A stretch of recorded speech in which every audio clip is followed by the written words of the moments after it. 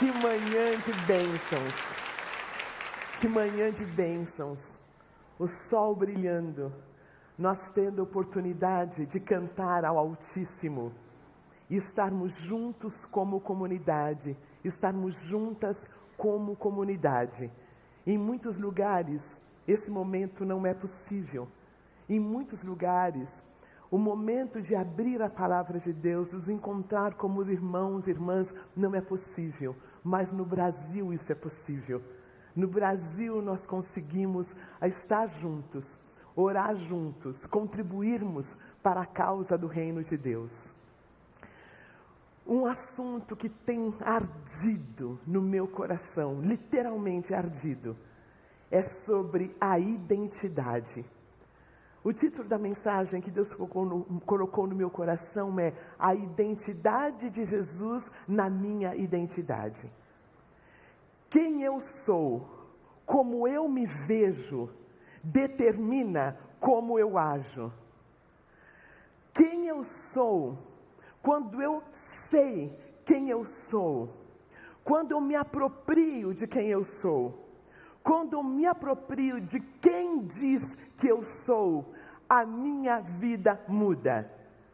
Quando eu entendo que a imagem de Deus está na minha vida, quando eu entendo que a imagem de Deus, que eu fui criada, que você foi criado, a imagem do Deus Altíssimo, que há Deus em você, que há Deus no outro, há uma diferença na minha caminhada. Quando eu entendo que eu fui pensada, que eu fui entretecida no ventre da minha mãe, quando eu entendo que Deus me ama, quando eu entendo que eu não sou algo que aconteceu aleatoriamente, a minha vida muda, a minha identidade muda. Eu queria ler com vocês Salmo 139, que fala dessa verdade tão linda. Salmo 139, nós vamos ler o versículo 13 até o versículo 16. O hino de música, o livro de música do povo de Israel. Salmo eram músicas, eles cantavam isso, é o que eles estariam cantando no domingo. Salmo é o livro de música, e eles cantavam assim: Tu criaste o íntimo do meu ser, e me teceste no ventre da minha mãe. Eu te louvo, porque me fizeste de modo especial e admirável. Tuas obras são maravilhosas, disso digo com convicção. Meus ossos não estavam escondidos de ti, quando em secreto fui formado e entretecido como nas profundezas da terra. Os teus olhos viram o meu embrião. Todos os dias determinados para mim foram escritos no teu livro, antes de qualquer um deles existir. Glória a Deus! Você foi pensado, você foi pensada. Pode ser para os seus pais, você foi um erro, que você veio antes da hora, que não era o momento certo, mas não para Deus. Porque Ele pensou em nós, Ele nos conhece. A palavra de Deus diz que Ele sabe quanto de cabelo a gente tem. E olha, isso é difícil para nós, século 21, viu? Tem cabelo um dia, no outro não tem cabelo, glória a Deus. Entenderam, né? Deus conhece cada um de nós. Deus olha cada um de nós. Deus me diz que eu sou uma filha amada. Deus te diz que você é um filho amado. A imagem dele está em nós. A imagem dele está em nós. O outro trecho que eu gostaria de ler está em Salmo também. Salmo 8, 5 a 9. Salmo, outro louvor. O maior livro da Bíblia é um livro de louvor. Glória a Deus. O maior livro da Bíblia é um livro de louvor. É do lúdico. É da ordem do poético. Enfim, Salmo capítulo 8, versículo Não tem capítulo, porque é cântico, né? Salmo 8, nós vamos ler 5 a 9. Tu o fizeste um pouco menor do que os seres celestiais, e o coroaste de glória e de honra. Tu o fizeste dominar sobre as obras das tuas mãos, sobre os seus pés tudo puseste. Todos os rebanhos e manadas, e até os animais selvagens, as aves dos céus e os peixes do mar, e tudo o que percorre as veredas dos mares. Senhor, Senhor nosso, como é majestoso o teu nome em toda a terra.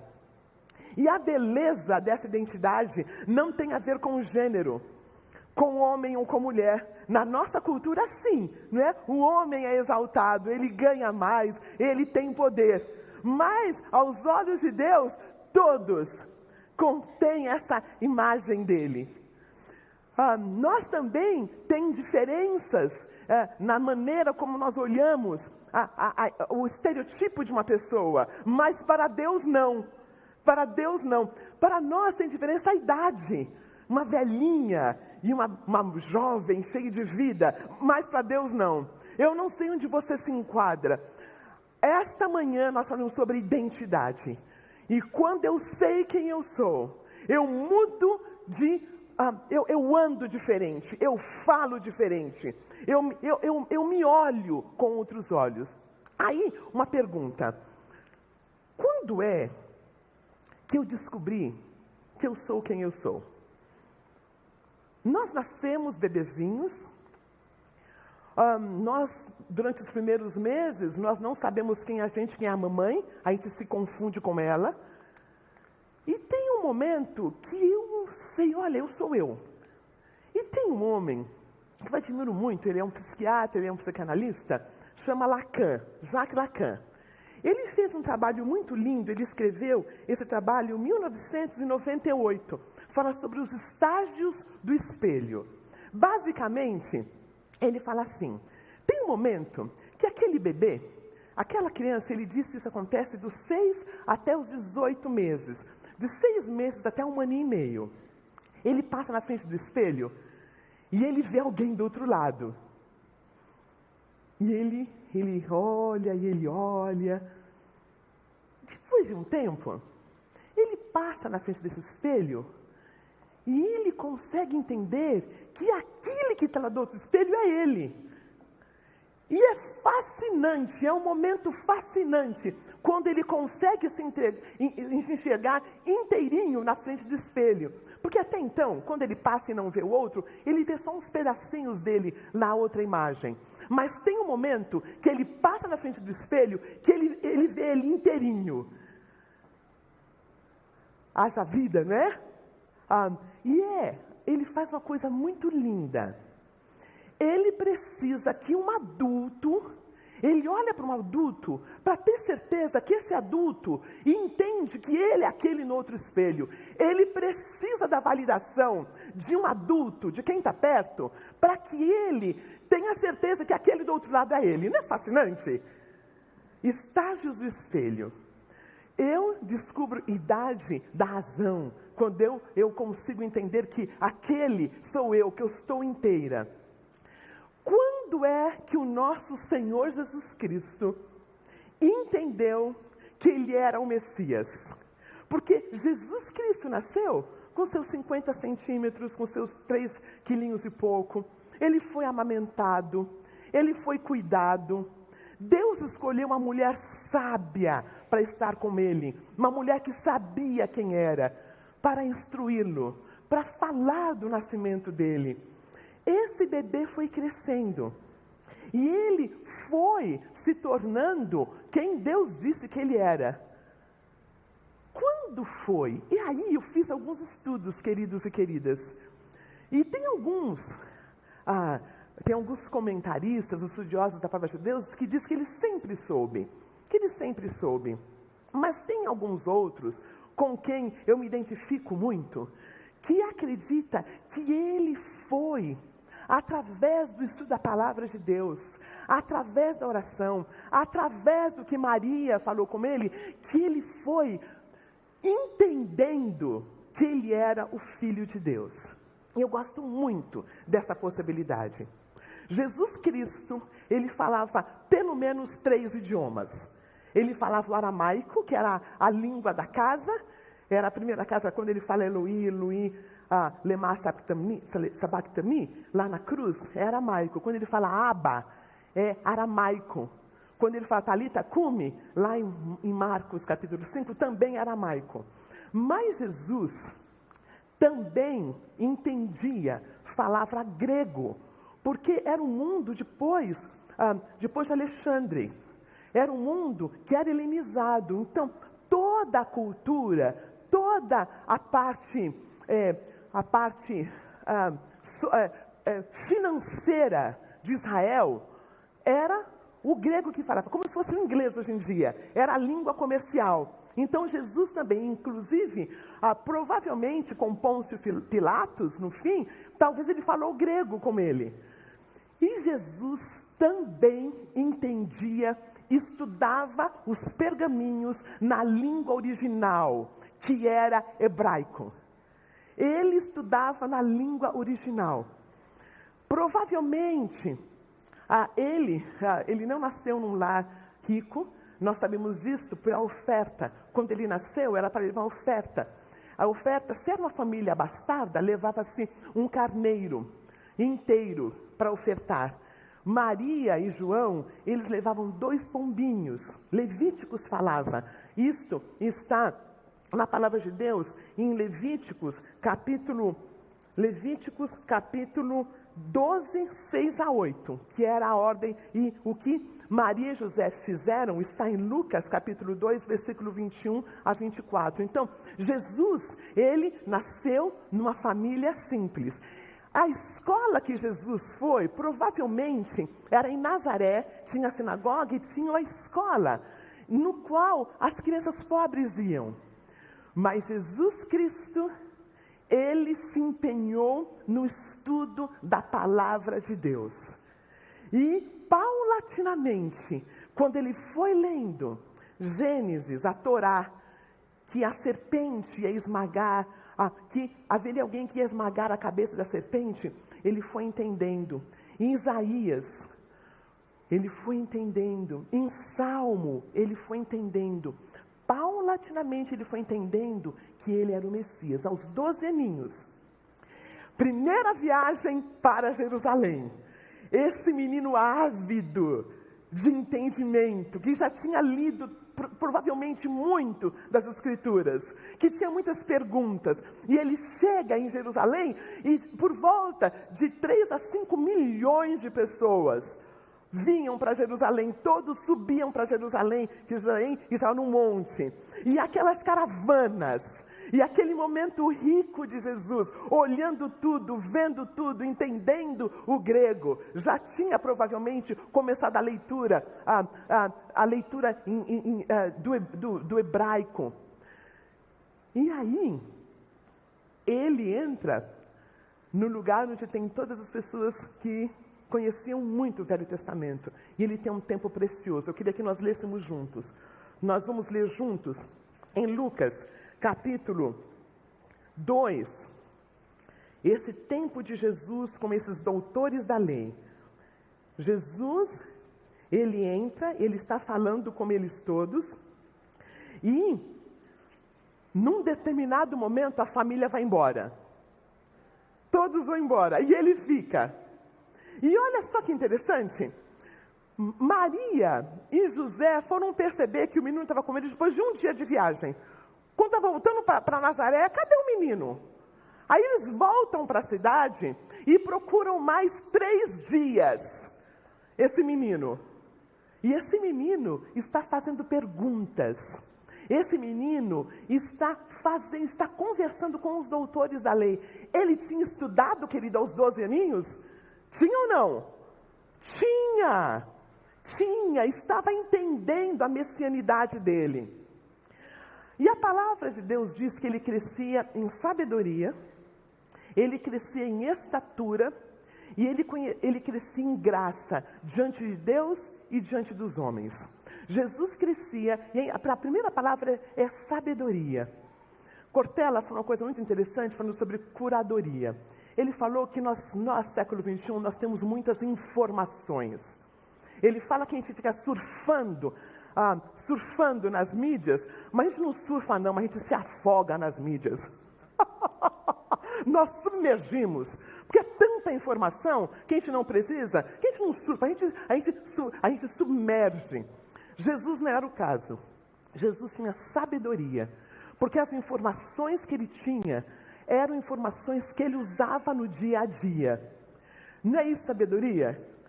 E informações, nós conhecemos pessoas sábias que nunca foram para uma escola.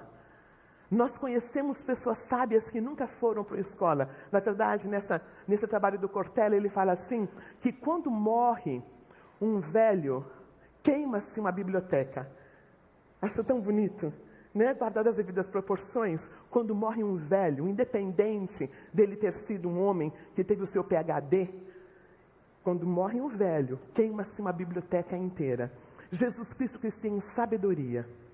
Ele ia percebendo essas coisas. O lugar onde Jesus Cristo nasceu, queridos, ele nasceu em Belém, mas ele criou em Nazaré. E Nazaré era tido como um lugar ruim, sabe? Eu moro ainda em Osasco. Há uns 20 anos atrás, Osasco era considerado o ó do forrobodó.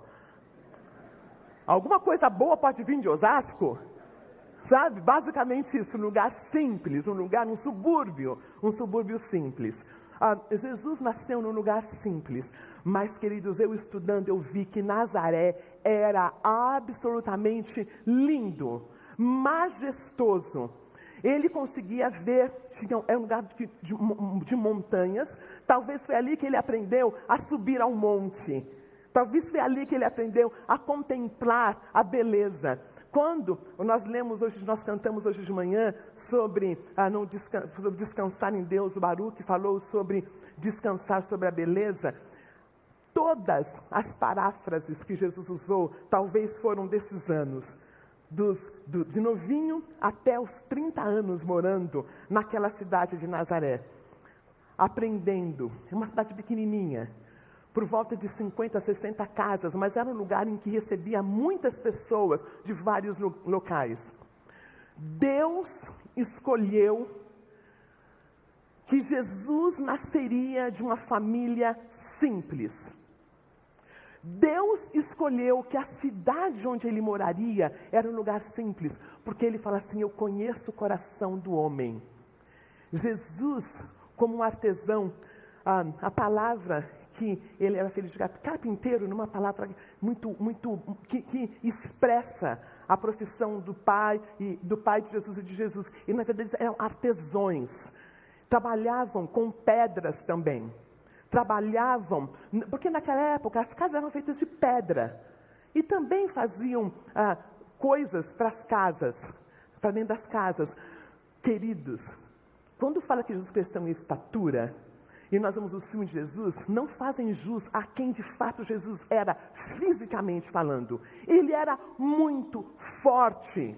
Ele era um homem que tinha desenvolvido muitas características físicas. Eles andavam muito. Ele pegava peso juntamente com o pai dele. Ele era um homem forte. Se não fora forte, não teria aguentado os dias, as horas que ele passou sendo ameaçado, indo de lá para cá. Jesus não teria conseguido chegar à cruz se não fosse um homem forte. A alimentação era boa de Jesus, muito boa. Andava, tomava água, crescia em sabedoria, lendo os pergaminhos, estudando a palavra, se percebendo, crescia em estatura, com o trabalho dele forte como um artesão. E ele crescia em graça diante de Deus, com oração, indo para esses lugares lindos de Nazaré, olhando a natureza, olhando os lírios, olhando o Monte Tabor, dava para ver dali, o Hebrom dava para ver dali. Jesus teve uma infância maravilhosa. Não foi para a escola particular, foi na escola da vila, mas ele cresceu em sabedoria, ele cresceu em estatura física, ele cresceu no conhecimento, na graça para com Deus e na graça para com os homens, provavelmente pelo trabalho dele. Porque o pai, ele via o pai lidando com as pessoas. Ele viajava para lá e para cá com o pai. Ele conhecia o coração do homem. Quer universidade melhor do que esta? Né? Jesus escolheu direitinho. Queridos e queridas, como é que essa identidade de Jesus então foi estabelecendo? Ele foi entendendo que ele era o Filho de Deus. Aí chegou o dia. Queria que nós lêssemos Mateus capítulo 3, versículo 16 e 17. Chegou o dia, aos 30 anos, parece que isso ficou muito claro para Jesus. E ele começa sua vida pública. Mateus capítulo 3, versículo 16 e 17. Evangelho segundo São Mateus, capítulo 3, versículo 16 e 17. Fala-se que ele chega-se para ser batizado. João Batista é aquele que o batiza. E quando ele sai da água, vem a palavra de Deus que fala: este é meu filho amado em quem me comprazo. Finalmente, a revelação pública de que Jesus é o Filho de Deus. E eu imagino se esses 30 anos, esse tempo em que Jesus foi se percebendo, foi se autorizando para ser o Filho de Deus. O centro da meditação de hoje, queridos, eu queria que nós víssemos algumas situações em como uma pessoa que sabe que é o Filho de Deus age. Como é uma pessoa que sabe a sua identidade, como ela age. E eu queria passar por alguns textos com vocês. E estes eu gostaria que nós prestássemos bastante atenção. O primeiro deles é que o Filho de Deus, que sabia quem ele era, ele não se responsabilizava pela reação do outro. Jesus, como Filho de Deus, ele fazia o que ele tinha que fazer e ele não se responsabilizava com o que o outro pensava ou deixava de pensar. Quando eu entendo a minha identidade, eu sou educado, eu sou educada, mas eu não me sinto responsável pela reação do outro, porque a reação do outro é de quem? É do outro, é a reação do outro. E teve duas situações que eu queria que nós pensássemos. Uma foi com Pedro. Ele está nessa situação de quem ele era, e ele pergunta, e Pedro fala: tu és o Filho de Deus. Tu és o Filho de Deus. Para onde nós vamos? O Senhor é o Filho de Deus. Aí Jesus fala: é que eu vou morrer na cruz. Aí Pedro não gosta. Não, se o Senhor é o Filho de Deus, o Messias, o Senhor vai levar a gente de Roma. A gente vai sair desse sufoco, desse povo horroroso que está nos roubando, que nos trata mal. Então Pedro não queria. E Pedro fala: o Senhor não vai não. Aí Jesus fala assim: para trás de mim, uau! Para trás de mim, ele não teve dificuldade em falar: isso não vem de Deus. Isso não vem de Deus, é Satanás quem está te usando. Querido e querida, qual é a intrepidez que nós temos? Nós conseguimos, tem uma outra situação nesse mesmo tema. Ele não se responsabilizar pela atitude do outro. Isso está em Marcos capítulo 10. Há um menino rico que vem para falar com ele. Um menino muito rico. E a palavra de Deus diz que Deus o amou. Vamos ler? Marcos capítulo 10, versículo 17. Evangelho segundo São Marcos, capítulo 10, versículo 17. Fala assim. Nós vamos começar do versículo 18. Por que você me chama de bom? Ninguém é bom, a não ser um, que é Deus. Você conhece os mandamentos? Não matarás, não adulterarás, não furtarás, não darás falso testemunho, não enganarás ninguém, honra teu pai e tua mãe. E ele declarou: mestre, a tudo isso tenho obedecido desde a minha adolescência. Jesus olhou para ele e o amou. E fala: falta uma coisa. Vai, vende tudo o que você possui e dê o dinheiro aos pobres, e você terá um tesouro no céu. Depois venha e siga-me. Diante disso, ele ficou abatido e afastou-se triste, porque tinha muitas riquezas. Jesus o amou. Jesus entendeu que o coração dele estava nas riquezas. Falou, olha, você vai e vende tudo. E quando Jesus fala isso, o menino vai embora. Jesus vai correndo atrás do menino, olha, me segue um pouquinho. E você vai ver que está tudo bem. Jesus vai atrás do menino? Não. Jesus não se responsabiliza pela reação do outro. Ele entende que a reação do outro é do outro. Jesus não se responsabiliza pelo mau humor do outro. Ele entende que o mau humor do outro é de quem? E por que que nós? Por que que nós nos responsabilizamos pelo que o outro diz? Saúde mental está totalmente linkada a quem eu sei quem eu sou. A minha identidade, Jesus, que sabia inteiramente quem ele era, não tinha dificuldade com o mau humor do outro, como o outro deixava de reagir. E queridos e queridas, quando nós aceitamos Jesus, nós estamos no processo da santificação, estamos nos tornando como Jesus, amém? Um dia, nós vamos entregar o outro para Deus. Um dia, nós vamos entender que a opinião do outro sobre quem eu sou não é tão importante como a opinião de quem Deus diz que eu sou. Um dia, a opinião do outro não vai fazer tanta diferença a ponto de me deixar sem dormir. Um dia, a opinião do outro, os likes e os dislikes que eu tenho no Facebook, não vão fazer de mim maior ou menor. Ô, glória! Nós estamos nesse processo porque Cristo está sendo formado em nós. Segundo ponto, Jesus não precisava manipular o outro para fazer o que ele acreditava que era certo. Jesus não manipulava. Ele falava a verdade e deixava que o outro escolhia. Jesus não precisava. Você consegue ver no Evangelho algum lugar de Jesus correndo atrás de alguém? Ai, que dor.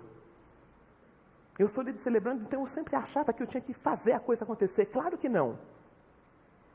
Em nenhum lugar do Evangelho o Salvador do mundo correu atrás de ninguém para dar lição de moral. Tem uma situação aqui, está em João 6, em que ele faz uma mensagem muito dura, muito difícil. E aí, muitos dos seguidores vão embora, não querem mais segui-lo. E ele faz uma coisa que eu acho incrível. Vamos ler? João capítulo 6, versículos 66 e 67. João capítulo 6, versículo 66 e 67. Ele faz essa mensagem e muitos vão embora. 6, versículos 66 e 67. Ele fala assim: daquela hora em diante, muitos dos seus discípulos voltaram atrás e deixaram de segui-lo. Jesus perguntou aos 12, e vocês também não querem ir? Olha isso. Vocês também não querem ir embora, não? Ele deu uma mensagem dura. E ele fala assim, ele não manipula as pessoas a fazerem o que ele quer. Terceira característica de alguém que sabe a sua identidade. Querido e querida, você deixa o outro escolher mesmo quando a escolha é errada? Jesus sempre trata o outro como adulto, ele nos trata como adultos. Ele fala, é por aqui, mas se eu resolver por ali, né? Ele ora, ele quer que eu volte, mas ele não me manipula a fazer o que ele quer. Mães, pais, nós conseguimos deixar que o cuidado é de Deus, e que o nosso papel é orar pelos nossos filhos, e não manipulá-los a fazer o que nós achamos que é certo? Jesus não fazia. Uma pessoa que sabe quem é, não precisa manipular o outro a fazer o que ela acha, ou o que ele acha que está certo. Glória a Deus. Terceiro, Jesus Cristo tinha uma comunicação assertiva. Ele falava. Existe algo muito belo no dar nome, no falar. As pessoas pensam que foi Freud que falou que a palavra cura em primeiro lugar. Ele também falou, mas quem falou primeiro foi Tiago. Não foi? Ele fala, olha, confessa para Deus, você é perdoado. Mas quando você fala com o outro, existe uma cura. Quando eu dou nome, dar nome ao nosso as nossas áreas, dar um nome ao que nós acreditamos. Decidir, comunicação assertiva. Conforme eu vou sabendo quem eu sou em Cristo, mais assertiva é a minha comunicação. Quando alguém fala, Rosane, olha, o que você vai fazer no sábado? Eu já falo assim, não, por quê? Você está ocupada no sábado? Consegue perceber minha manipulação? Se você fala que você não tem nada, você já tem que fazer o que essa pessoa quer que você faça. Não é mesmo? Não é mais honesto? Olha, sábado eu estou pensando em tomar um chá e ir para o cinema, você quer ir comigo? Não é mais honesto? Agora, o que você vai fazer no sábado? Cai fora. Não é mesmo? Aquela questão, o marido fala assim, olha, é nosso aniversário de casamento e eu quero comemorar no restaurante. Qual você quer ir? Tanto faz. Fala logo. É pizza. É italiano, é japonês, dá um nome. Aí ele escolhe um japonês que ele gosta e a gente fica reclamando. Escolheu o japonês no aniversário de casamento. A gente não falou que não queria ir no japonês. Sabe? A comunicação, quando eu sei quem eu sou, eu sei o que eu quero. Se ele fala, olha, é nosso de casamento, tem como ir no japonês? Você fala, tá bom, japonês na semana, no italiano na semana que vem, tá? Né? Dá para fazer um meio de campo. Durante muito tempo na minha casa, o Bruce gosta de uma pizza e eu gosto de outra. E eu sempre achei comum, porque ele mexe na cozinha e tudo mais, eu sempre achei que a gente comia a pizza que ele gostava. Né? Eu gosto de pizza de atum. E ele não gosta, e o resto do mundo também não gosta. Aí, eu aprendi que dá para fazer meio a meio. Meio a meio. Ele come metade do que ele gosta, e eu como a metade do que eu gosto. Gente, como assim? Tanto tempo descobri que eu posso ser assertiva, que eu posso falar. Uma comunicação assertiva dá nome, sai do embrolho, sai daquela zona que a gente não entende muito bem o que o outro quer, o que não quer. E Jesus Cristo era assertivo, não era, queridos? Quando ele tinha, lembra que eu falei que era um homem forte, comia bem, fazia para sua musculação direitinha. Teve uma época em que ele foi e estava uma bagunça na casa de Deus. Ele sentou, começou a fazer uma zorrague, levantou, expulsou todos os que estavam fazendo da casa do pai dele uma casa de comércio.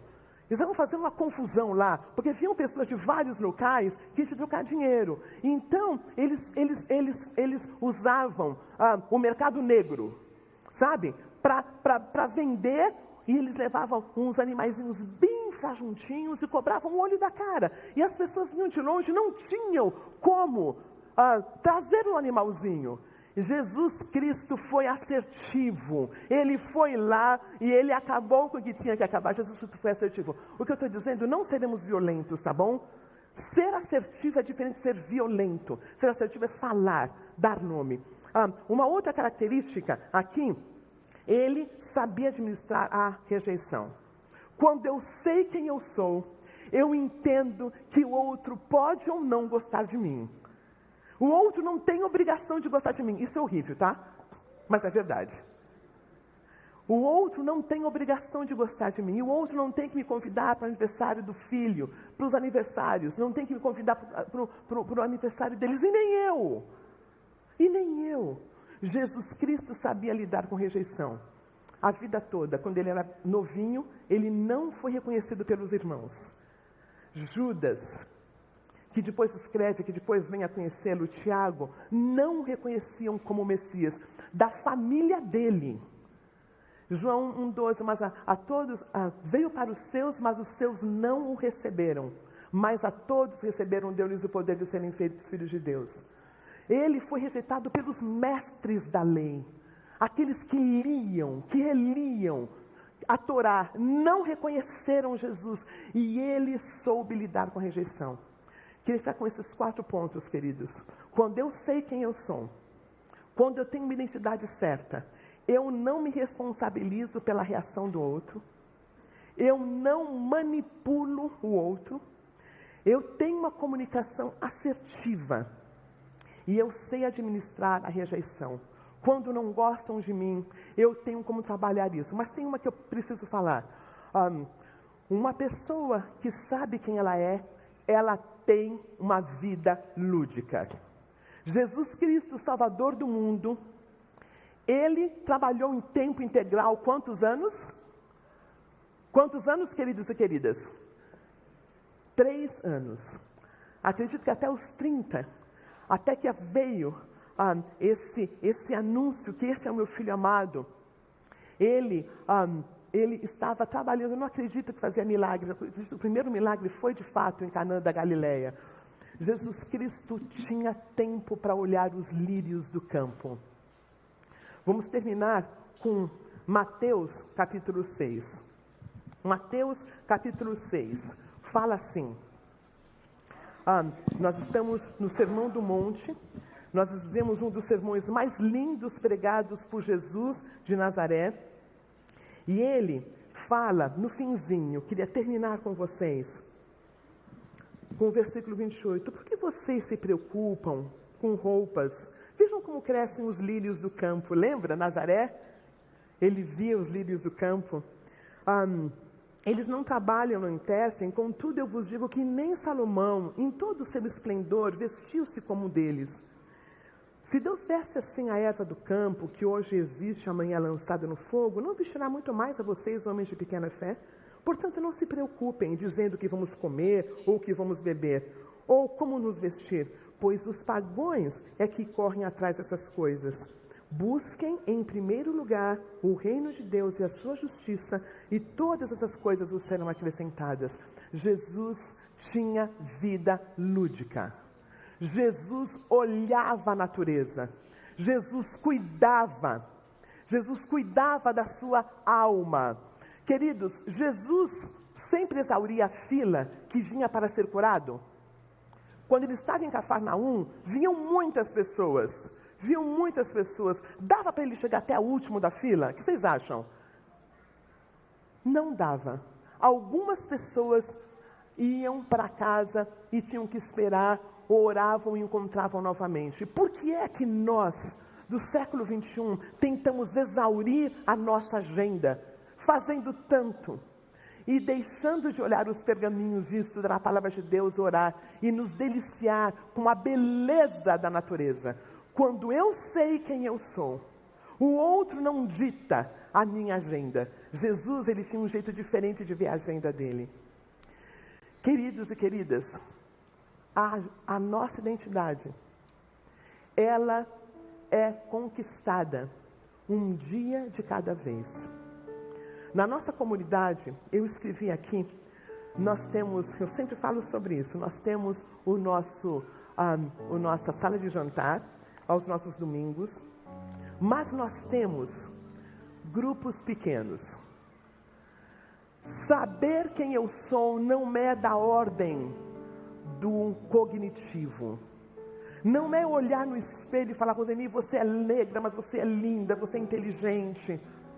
Não é isto. Não é autoajuda com U, é autoajuda com L. Para eu saber quem eu sou, eu preciso estar em comunidade. Lembra de Lacan? Que mesmo quando ele vê do outro lado, ele precisa de alguém que diga, sim, aquele é você. Queridos e queridas, nós não conseguimos chegar no tamanho que precisamos de Cristo sendo formado em nós, a não ser que tenhamos pequenos grupos. O tema da IBAB, nesse período, é a Igreja de Cristo. O pastor Ed pediu que nós falamos sobre a Igreja de Cristo. E a identidade, ela é trabalhada somente com a Igreja de Cristo. Eu queria desafiar você. Nós temos os nossos pequenos grupos. Nós temos o pastor Grulha, que tem cuidado.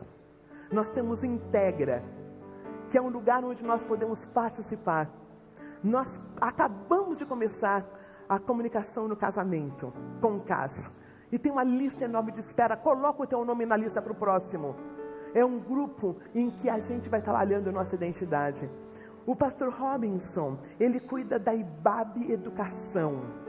Queridos, não dá para saber quem eu sou sem ler a palavra de Deus que diz que eu sou amada, que eu fui concebida pela vontade dele. Eu preciso entender isto. A palavra de Deus. Tem uma pessoa que eu sugeri para o Celebrando na quarta-feira, ela errou o dia, entrou na quinta, que é conheça a sua Bíblia. Ela está amando. Ela está amando. Não tem problema, é a palavra de Deus. Nós temos o nosso Fórum da Consciência Negra. Nós temos o Celebrando a Recuperação também. Na entrada vocês receberam um folhetinho. Esse folhetinho, nós sempre achamos que o Celebrando é apenas para dependentes químicos. Mas não é só para dependente químico. Quem sabe você não possa partilhar com a gente, venha às quartas-feiras e entenda que você é um filho, que você é uma filha amada de Deus e que você foi pensado, que você foi escolhido, que você foi desejado, que Ele sabe quanto você tem de cabelo, que Ele desenhou a sua vida. Isso eu não consigo fazer só. E a IBAB, eu queria fazer uma pequena partilha. Eu cheguei na nossa comunidade em 1999, com muito conhecimento teórico, com muitas escolas teológicas, mas eu não sabia quem eu era. Nesta comunidade, Deus foi revelando a mim, 23 anos e 15 anos celebrando. Eu fui acolhida por um grupo chamado, na época chamava MAI, hoje chama IBAB Adulto. Eu fui amada ali. Eu fui amada. Eles saíam me convidavam. Eu fiquei doente, eu não tinha filhos, eu tinha me divorciado, estava muito só. E esse grupo me acolheu. Queridos e queridas, a identidade de quem eu sou vem através de Deus e através do outro. Participe de alguma coisa. Não venha apenas na nossa sala de jantar, temos as nossas cozinhas. Invista, nós vamos cantar essa última canção.